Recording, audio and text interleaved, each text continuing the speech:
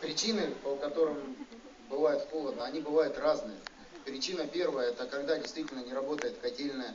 Причина вторая — это когда там задвижка запала, да, как вот вы говорите.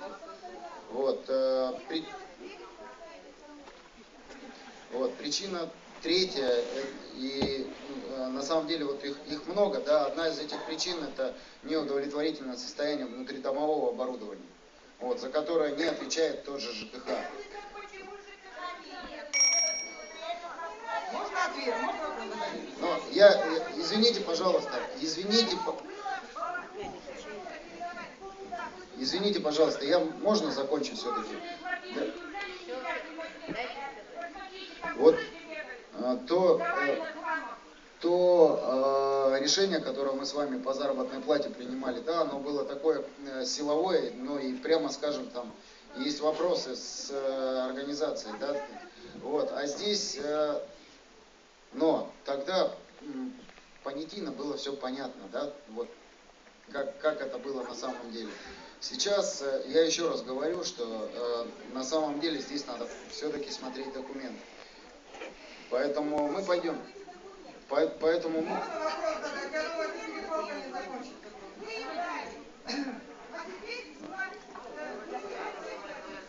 Моя фамилия Коженкова. Живу я здесь в Стиксе с 81 года.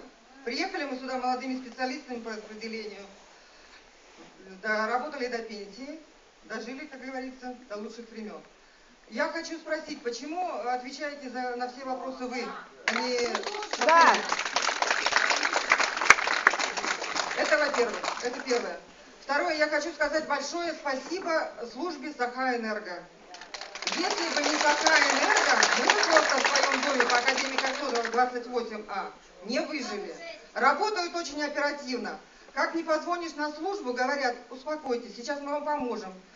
Как могут, так успокаивают. Но невозможно позвонить ни в единую службу. Там вообще сидит психически нездоровая женщина. Потому что я ей звоню, она говорит: у меня у самой нервы не в порядке, что ты мне тут звонишь? Звоним в ВДКУ, нам говорят: ваша заявка принята, номер 644. Сегодня я ей звоню, говорю: вы знаете, канализация перемерзла. Она говорит: хорошо, мы вашу заявку записали, номер 644. Я чуть не подпрыгнула на стуле, у них что, заклинило? На номере 644.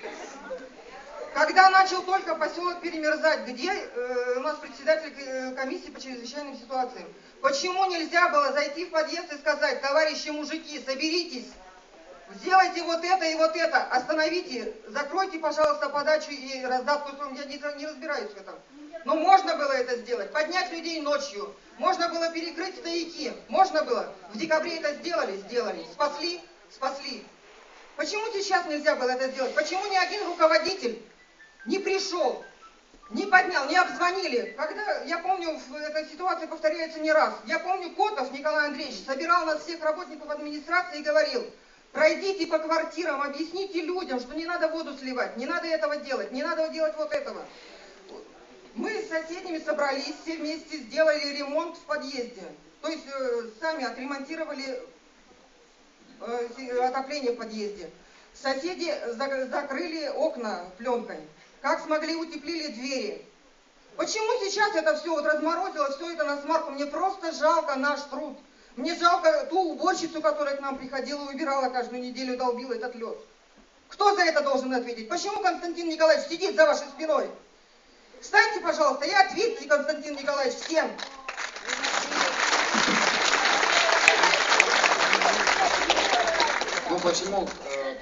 Почему я перед вами стою? Потому что я сюда